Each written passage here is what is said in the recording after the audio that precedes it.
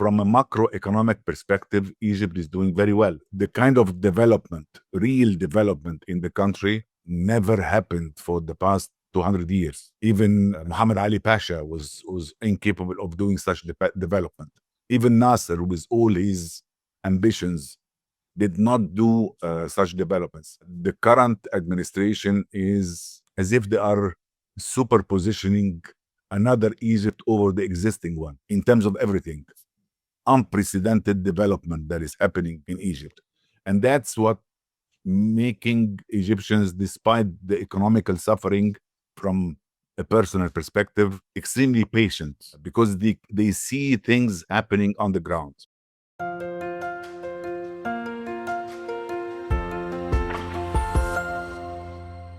Hello everybody, this is Pascal from Neutrality Studies, and today I'm talking to Hossam Nassar, who's a former first Undersecretary of State for Foreign Cultural Relations in Egypt, where he served in this position from 2008 to 2012. He is currently working as a freelance strategic management consultant and also started a YouTube channel on which he does political commentary, mainly in Arabic. Hossam, welcome. Thanks, Pascal. Thanks for having me. Oh, thanks for coming online. I would very much like to know your assessment on what is going on in West Asia, or, well, the Middle East, as it's referred to commonly, and also the situation viewed from Egypt. Can you maybe tell us what's your take at the moment at what's going on? Well, the situation is going very grave. We're on the verge of stepping into a nuclear war between Israel and Iran, with a lot of talks about the U.S. Trying to intervene in the war, and it would make it, extra grave if the U.S. steps in. I'll talk about my perspective, and then I'll give you the Egyptian perspective. Please. I'm very neutral, by the way. It's very difficult to be 100% neutral. The whole situation started on the 7th of October by the stupid attack from Hamas on Israel. They miscalculated, Hamas miscalculated the Israeli response, and they have underestimated the reaction, and they have overestimated their power. And on the 7th of October, the minute it got started, I said it's a stupid thing to do. It's criminal, and it's a terrorist attack on Israel. Saying that in Egypt is not something that people would usually like. So, however, let me just ask: is there a majority of Egyptians would look at it differently? They would oppose your view. Emotionally, yes. Emotionally. And what I've said on the 7th of October is that it's Israel's response will be extremely severe, harsh, and extremely violent. And there is no way for Hamas to win this war. So that was my interpretation back then. However, having said that, in terms of proximity, the Israeli response was extremely atrocious, barbaric, near genocide. And from my perspective, having seen the daughters and sons of a set of people, namely the Jewish people, who have been oppressed in Europe for nearly 2,000 years. And that ended in the Holocaust. They nearly went into extinction. Having the daughters and sons of the people that have been oppressed for such a long time committing such atrocities against the Gazans and the Palestinians. From my perspective, it was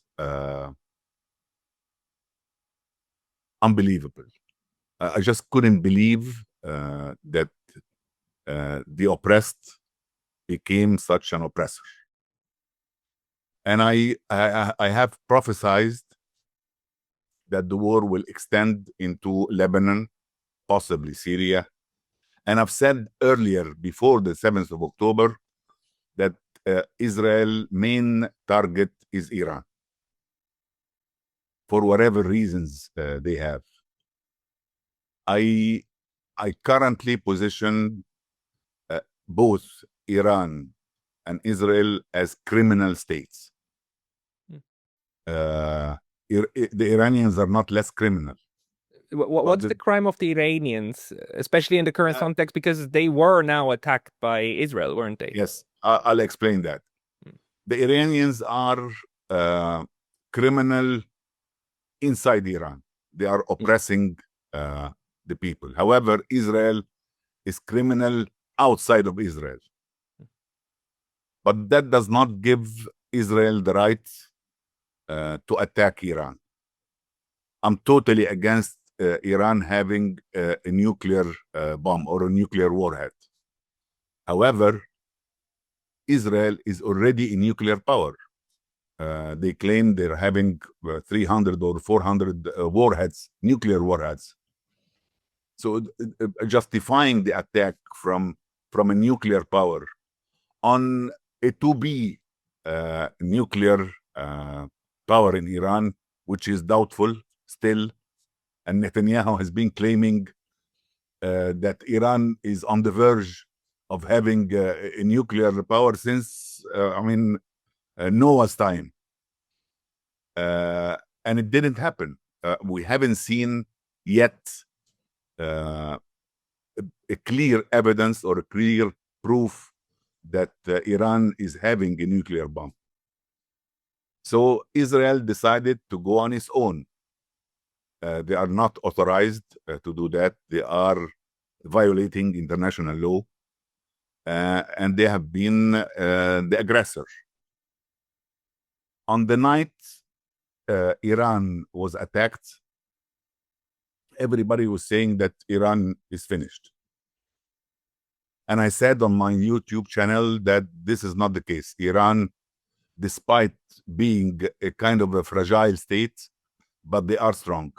And they will hit back, and probably they will hit back the same night, on the 13th of June.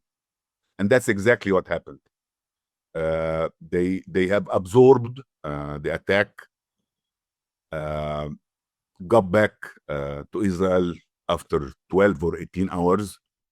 And since then, it's becoming escalatory.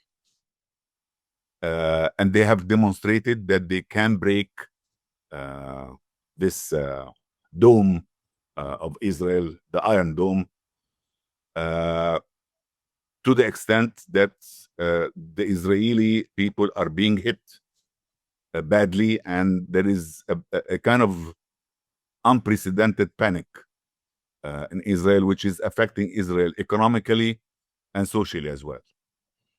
So in a nutshell, the situation is grave, is not good, and it could escalate if the US decides to intervene, which could be today as we speak, it could be tonight, it could be over the weekend, and it could never happen. You never know what Trump's mind is, or where. He's a chameleon. He's like Dr. Jekyll and Mr. Hyde, and he's extremely intelligent in having his own exit. If he decides on evil, he usually have an exit plan into goodness, and the other way around. He's very difficult to predict. So whether he's going to hit or not, it remains to be seen. Yes, it does. And also, we now know that there's a very strong disagreement within inside the United States and within inside the power base of Donald Trump on which course of action to take. And it's almost impossible to see into this black box and who has what kind of influence. Plus, we don't know if there will be any form of kind of push. I mean, there's still a threat that there might be a false flag attack on some U.S. Military asset in the region, and that might that might push everything over the edge. You looking at everything that's happening from Egypt, and Egypt being the only other country, a country other than Israel that has a land border with Gaza. Egypt is often criticized, especially by Iran, of not helping the Palestinians in Gaza and collaborating with Israel. What is, well, let me say, maybe your opinion on this, or maybe what's the Egyptian government saying? What can you tell us what the Egyptian government says also to its own population in order to explain this closure of the border? Within the Arab community, they usually had to say that there is no war, there is no Arab war with Israel without Egypt. And it was obvious from the very beginning, from even Hamas attack on Israel, that they were trying to drag Egypt into war with Israel. And Egypt is refraining from doing that for so many logical reasons. We had enough of wars. The last war in Israel with Israel happened in 1973, which is over 50 years ago. And Egyptians are not really interested in having in going to war in Israel. And there is some sort of negative propaganda. Iran was part of it, but was not the main part. The main part was the Muslim Brotherhood umbrella of people. As you know well, they are trying to get back to Egypt and to rule Egypt again, which will never happen. So they are propagating a negative propaganda about Egypt not helping the Palestinians, and even conspiring with Israel over Palestine, which is totally hocus pocus. Probably Egypt is the only state that is really putting a lot of muscles behind stopping the war, and extremely sympathizing with what's happening on the Gazan front. But there is nothing else we can do. We did everything in our capacity to intervene, stopping this atrocity. Diplomatically, we have raised the bar internationally on the radar screen of the international community. On October 2023, we had the first international conference in Egypt, chaired by President Sisi, with some European delegates trying to stop the war at the very beginning. And we've been collaborating with the US and Qatar and mediating that to some success, but Israel's aggression is killing any kind of mediation. So, I mean, this kind of propaganda is not really getting ears in Egypt. Egyptians are extremely aware and extremely capable of differentiating between Hamas and the Palestinian cause. So in that context, the Egyptians are not really different from my perspective. They are anti-war unless Israel is going crazy or about to go crazy and decides to wage war on Egypt. That's gonna be a totally different ball game. I mean, one of the fears, and I think that fear is very, very warranted, is that Israel might, I mean, it's currently engaging in a massive, large-scale killing in Gaza. If you want to, I call it a genocide. Other people say like it is not. I'm of the opinion it is, but okay, the future, the ICJ and so on will have a verdict on this, but we know it is large-scale killing. We know it's large-scale destruction. And one of the fears is that the survivors, that Israel will try to sweep them basically over the border with Egypt into the Sinai. If that happened, that would be quite it would be a huge problem. I mean, at the moment, I talked to a Palestinian scholar just the other day. He told me that the population of Gaza fell from 2.2 million to 1.85 million people, but still 1.85 million are there. If they were pushed all into the Sinai, I mean, what would that do to Egypt? And is this a worry that you have or that Egypt actually has as well? It is definitely a worry. And if it happens, then my estimation that it's going to be a war between Egypt and Israel, because Egypt will never allow such thing to happen.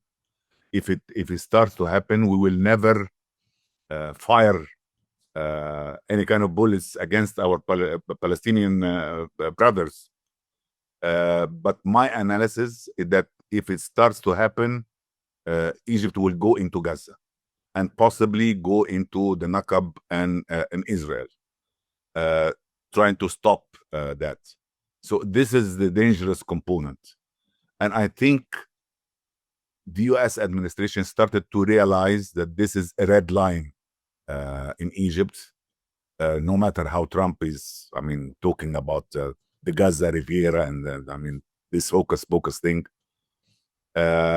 this would be a start of a war between Egypt and Israel. In my view.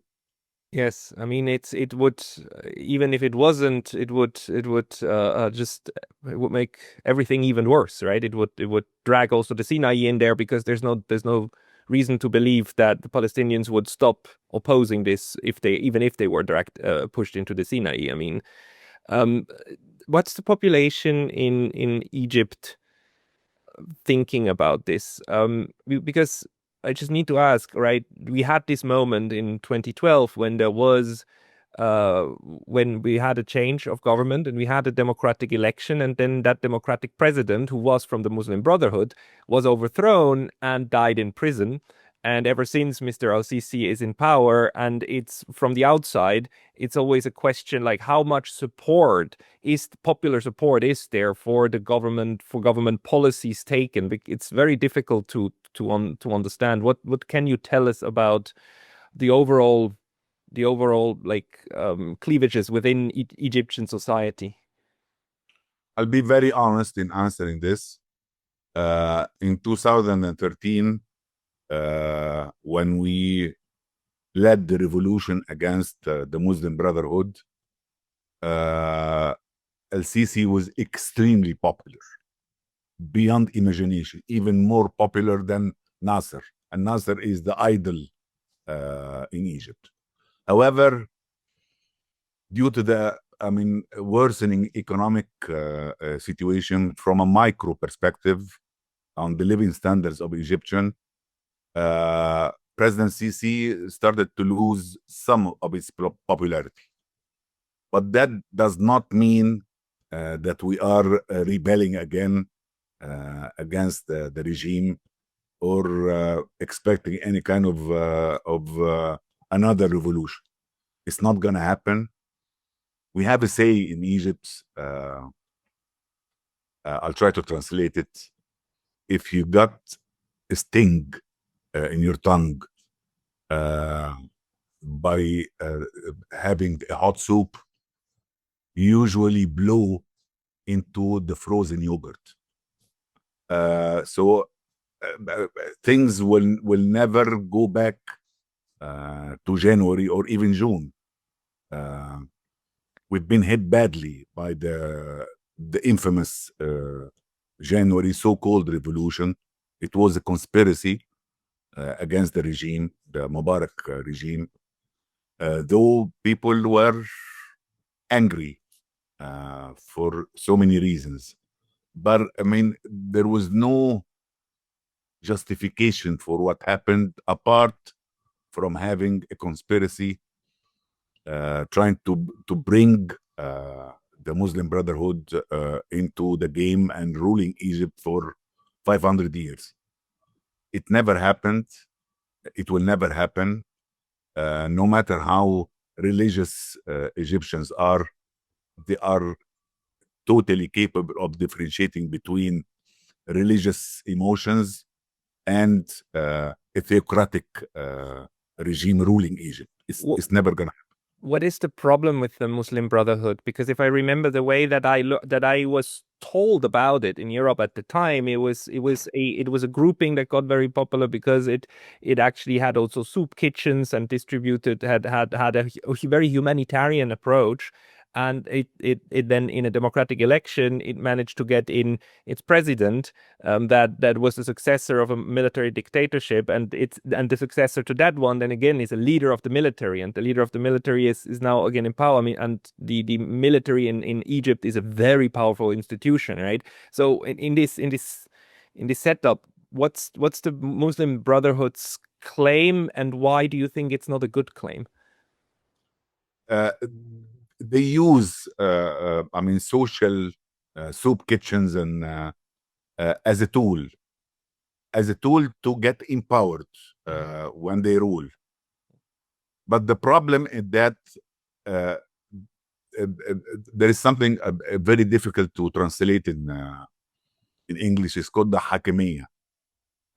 It's a kind of interpretation of Islamic scriptures that usually says that the ruling is for God. So this is what they're using, a theocratic approach that you can never get back at them. Even if we agree that we had a military dictatorship in Egypt before January and after June, which is not the case, but I mean, for the benefit of the doubt, you can usually get back at them, but at least demonstrating against them. But if you demonstrate against the Muslim Brotherhood, you're demonstrating against God. This is the problem with any theocracy, even in Iran, even in Israel. Israel, can you call Israel now a democratic state? No way. They are aggressively moving from being a secular democratic state into a militant Jewish theocracy in the very same fashion as Iran is right now. So this is the dangerous part of the Muslim Brotherhood. And as soon as they took over, they started changing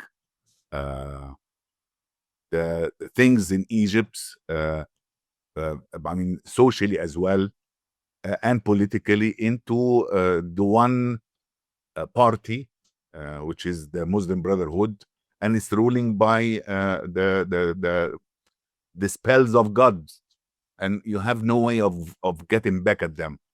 So as soon as they started to show this, Egyptians started to get notice and said, we did a mistake.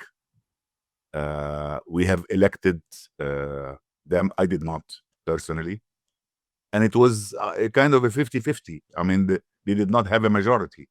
And there were a lot of talks about Shafiq winning the presidency against Morsi, but for some reason it was changed in fear of U.S. intervention. So it was not really a clear-cut democratic election. However, history tells us that Mussolini was democratically elected. Adolf Hitler was democratically elected. Trump is democratically elected. So democracy is not really something that we should be bragging about or boasting about. The most important is that you keep the societal structure of Egypt or any country in the world apart from theocracy, because this is very dangerous, whether it's Jewish, Christian, or Islamic, or Buddhist, or whatever. It's totally unacceptable. It's unacceptable, but it's also, I mean, especially in the region, it's unavoidable, right? Iran is a theocracy. I mean, Israel is a moving towards that, and Saudi Arabia is a Wahhabist state, an absolute monarchy that. Not anymore. Uh, Not anymore. can you explain that? I mean, in my view, it's still very much they are Saudi is opening up. Mhm. And the reason, I mean, this kind of religious atmosphere was taking grounds in the Arab world is that Saudi, during previous era, was supporting such a move. But since MBS took over, he's totally opening the Saudi society, and it's not becoming a Wahhabi anymore. You can never call Saudi now under MBS a Wahhabi state. They are extremely open. They are following up what the United Arab Emirates have done. So things are getting smoother. And there is a big difference between having the Muslim Brotherhood as an outsider, or having them in rulership of Egypt or any other country, or Tunisia or Sudan, because you immediately discover the danger in having such theocratic approached set of people ruling any kind of country. Iran is a totally different ball game. Iran is a Shia, and the Shias are minority in the Arab world. And they have this kind of feeling that they have been oppressed. So the Shia sects in Iran is actually a political manifestation against the Sunnis. So that's why they are extremely entrenched into their own interpretation of Islam. So Iran is a totally different ball game. But I mean, look at what happened in Syria with al-Shara, or previously Golani. He's coming from the same background, the same militant Islamic background. But now, when he started ruling Syria, he's changing his perspective. And everybody is seeing that. Even Trump has agreed to meet him. Yes, I mean the interpretation in many corners of well, my side of the internet is like that this al-Shara is a very al-Jolani is a prime example of the hypocrisy of the West, of first having a $10 million like $10 million on his head because he's a leader of al-Nusra, al-Qaeda, and part of the whole ISIS group. And then once he's convenient and gets enough power, you just transform his image in order to make him palatable to the West, because he does the bidding. He does the bidding of the US and to some part also to Israel, by making sure that Syria is not becoming again a staging ground for Iranian warfare against Israel. So that's the interpretation. How do you view that? Because the people who argue that might also argue that Egypt is fulfilling a similar role of kind of being tame against Israel and the US at the behest of the US, and that's the accusation. I do not disagree with you. The West is extremely hypocritical. I'm sorry to tell you that. I mean, to a Western. Oh no, I absolutely agree. We are the most hypocritical on the planet, and we have been for at least 500 years. So we agree on that. It's more than that. Yeah. I'm Western educated. I'm French educated, and I worked for the British and American companies. So I'm kind of half Western cultured, and I know the history of the West quite well. They are extremely hypocritical. you can justify it from being. I mean, this is politics. Politics is not about doing the right thing, but it's all about doing what's good for the West or the East or whatever. So this is how they are trying to justify it to themselves morally. But morally, they are totally wrong. They have been doing the same practices for nearly 600 or 700 years. The West is the same. It's using the word for their own benefits since the colonial and even when they discovered the United States. So I don't disagree with you. However, we have a role to play. We have to live up with the West with the way he thinks. We have to learn how to make a compromise. And this is something that Arabs are not really getting into it. We're not great compromisers. We're not as hypocritical as the Westerns. Sometimes it's beneficial to be from a political perspective, not from moral perspective. Sometimes you have to be hypocritical in order to survive and in order to deal with hypocritical people. But fortunately, things have started to change because we're having now an Eastern bloc, mainly Russia and China, are trying to moderate the international system. So it's not a one-man show anymore from a Western perspective. And I think you agree with me on this. Russia and China are gaining more ground and more power and more influence, especially in the southern world dimension. And what's happening in Ukraine is actually the peak, the pinnacle of seeing Western hypocrisy.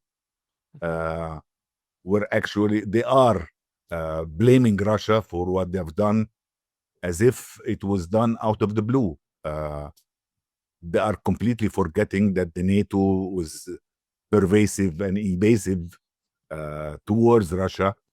And Putin has been shouting his brains out in order to warn them that this is wrong, this is wrong, this is wrong. This is not going to go well until he decided to move militarily. And that's why I'm a very strong supporter for Putin and Russia. And I believe they've done it out of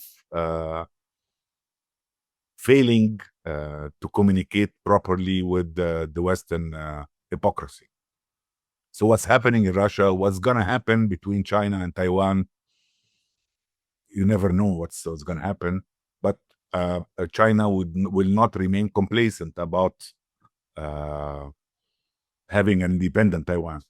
They will definitely make a move, either a political move or a militarily move.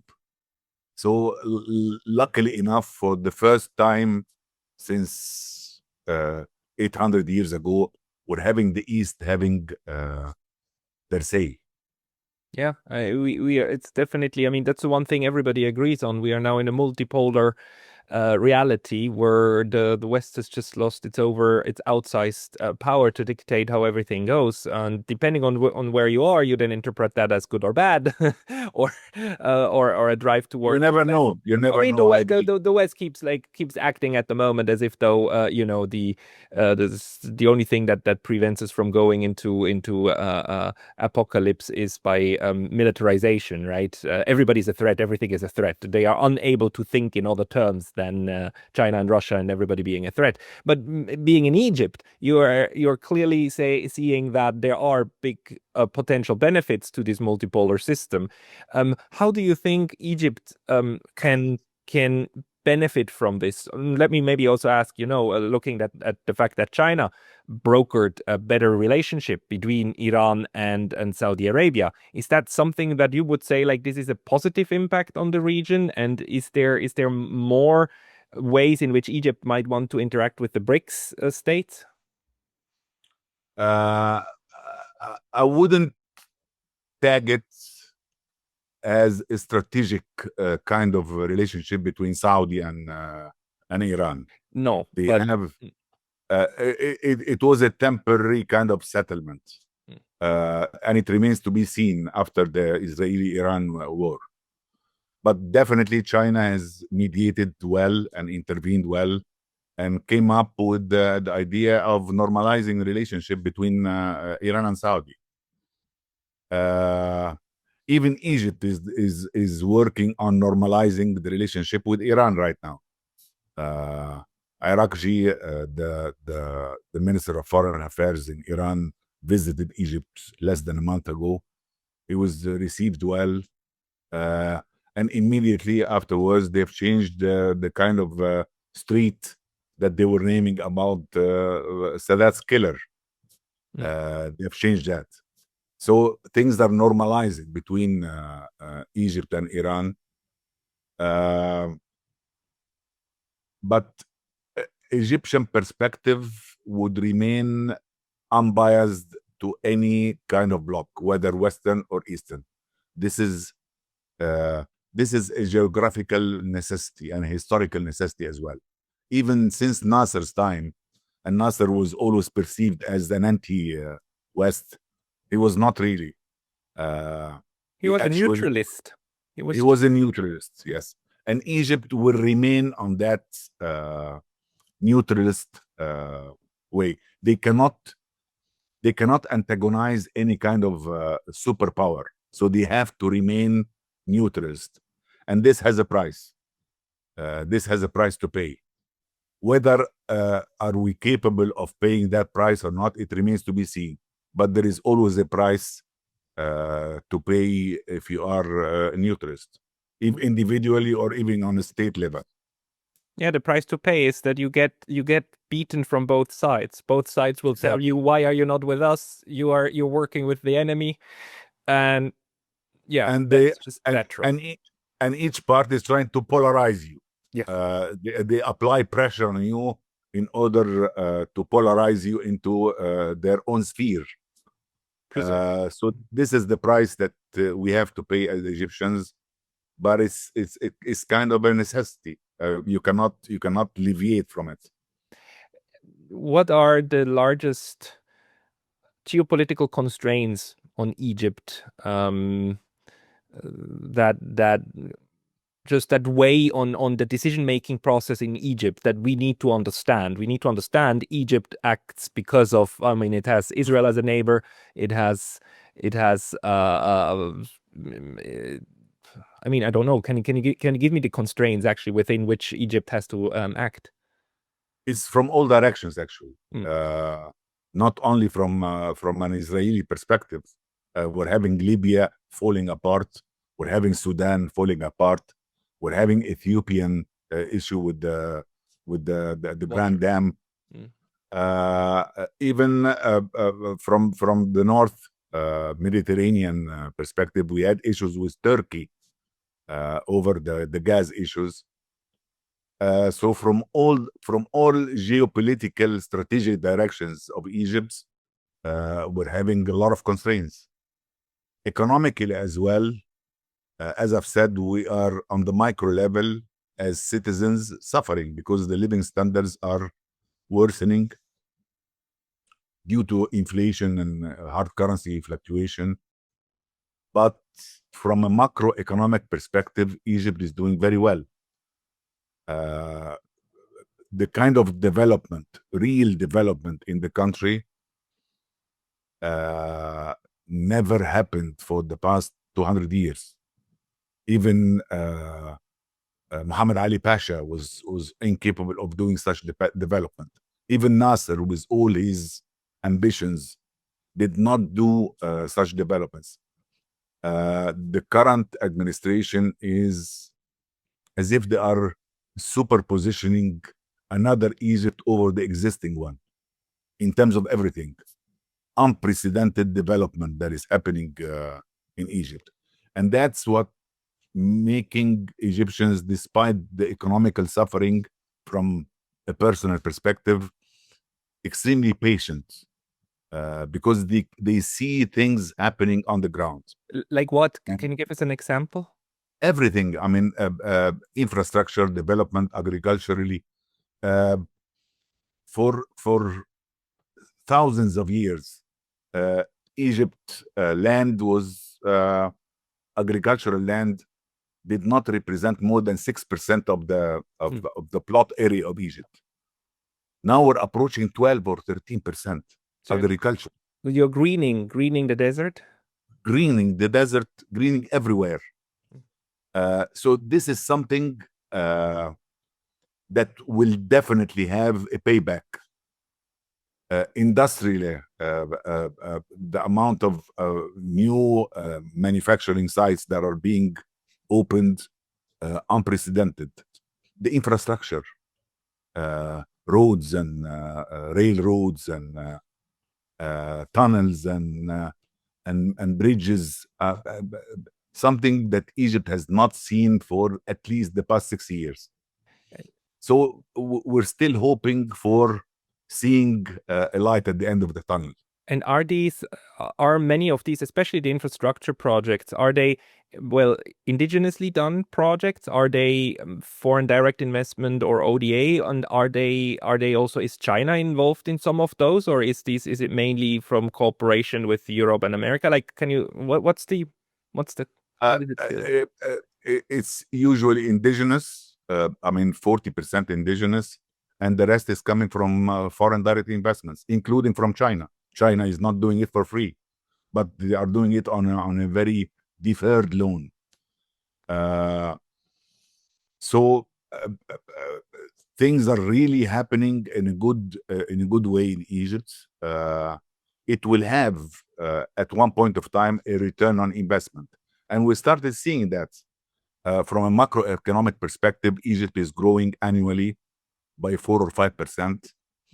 We have moved from the GDP PPP perspective, some ranks. We're now on the top 20 from the GDP PPP perspective.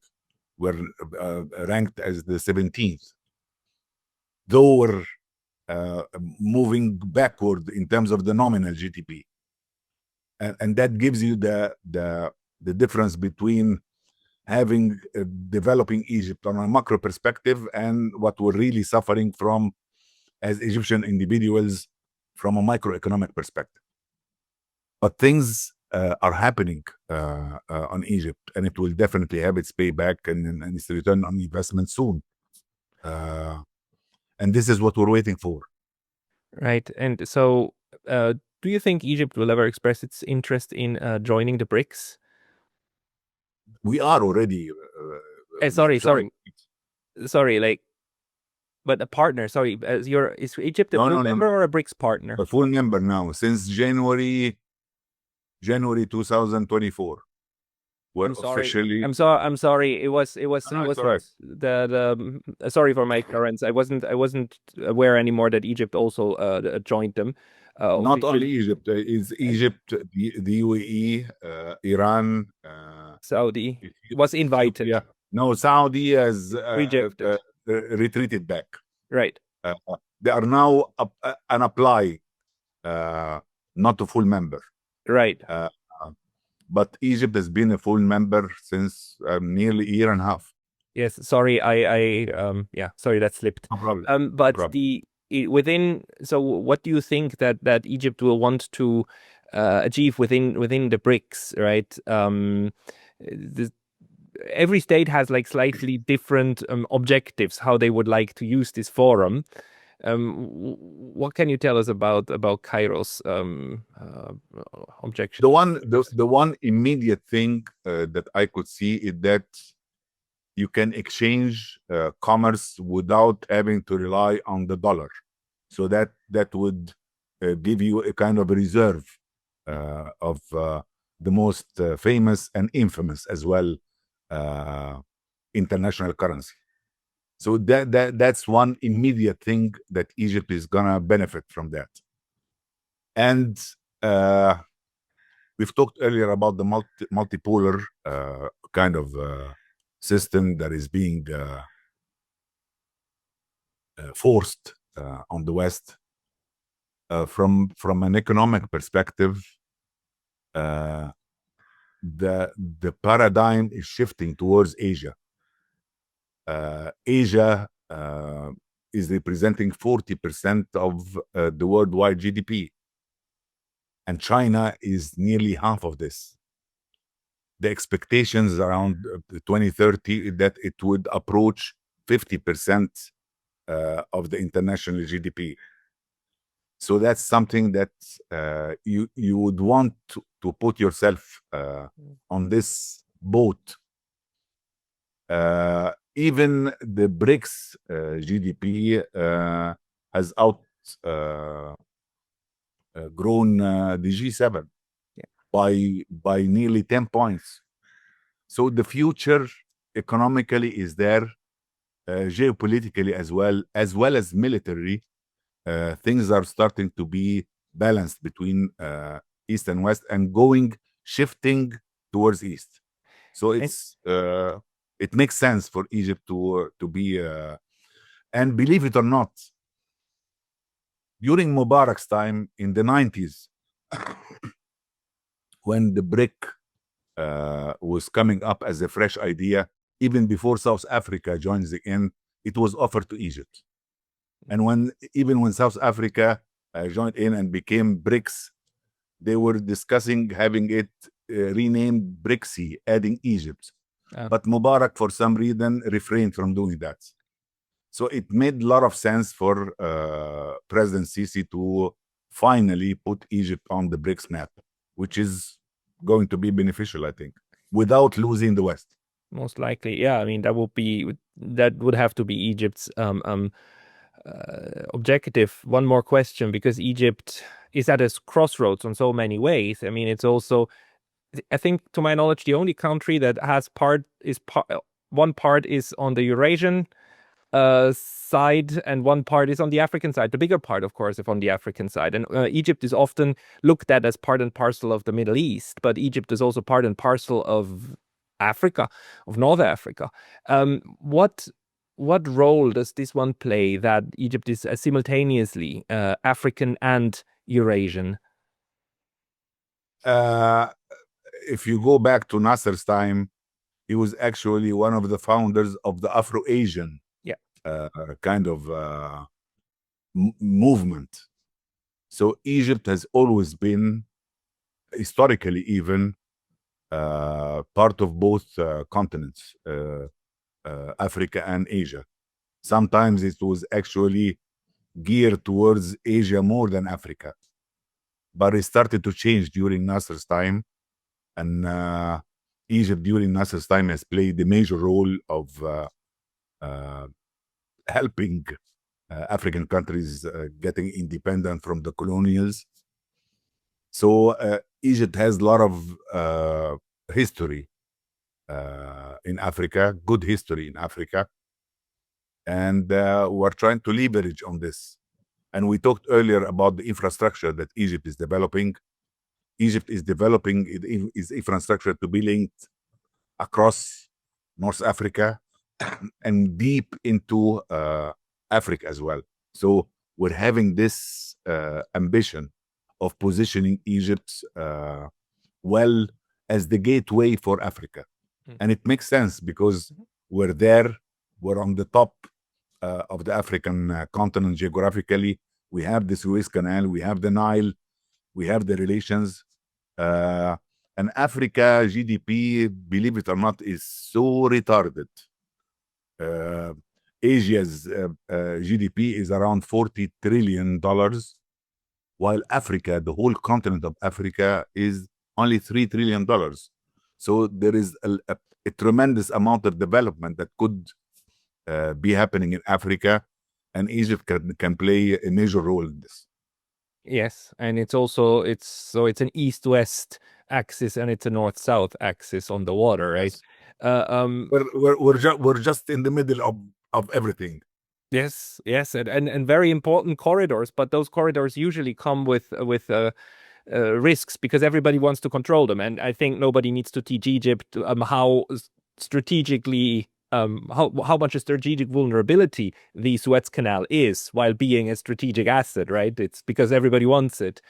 Are you worried that the Suez Canal might again become a problem? Actually, we've seen the latest announcement by Trump trying to impose free passage for military and commercial American fleet, but that was totally denied by Egypt. It's not going to happen, and it will never happen. And Egypt is militarily a very stronghold, so it's gonna be extremely difficult to mess up with Egypt militarily. From an Israeli perspective, that's a definite. But even from an American perspective, if they go out of their mind and decide to hit Egypt, which is, I mean, completely outrageous thinking, we're not an easy bite. So, and we are 110 or 120 million people, extremely peaceful, but when we feel the aggression, we become extremely aggressive. So I hope things will continue going smooth between us and Israel and us and the United States, despite all the loony statements from Mr. Trump. I hope so too. I hope so too. The last thing we need is yet another conflict. So so God willing, it will remain. It will go peaceful and become peaceful again. Hossam, for people who want to find your writing and your analysis, where should they go? Especially the English speakers, because for Arabic you have a YouTube channel, right? I do have a YouTube channel in Arabic, though I did a couple of episodes in English, not as many. Probably I will use the auto dubbing feature that was done from YouTube, but it fails because I'm usually using a common, not using proper Arabic. I'm using Egyptian kind of Arabic, a dialect. Yeah. So it's very difficult to translate automatically or dubbing it automatically. But I'm encouraged by your interview. Most probably I'll be doing some English-speaking episodes and French as well, if I can recap on my French vocab and grammar. Well, you have multilingual options, and I will put the link to your YouTube channel into the description of this video. Hossam Nassar, thank you for your time today. Thank you, Pascal. It was a pleasure having me on your channel. Thank you. Thank you.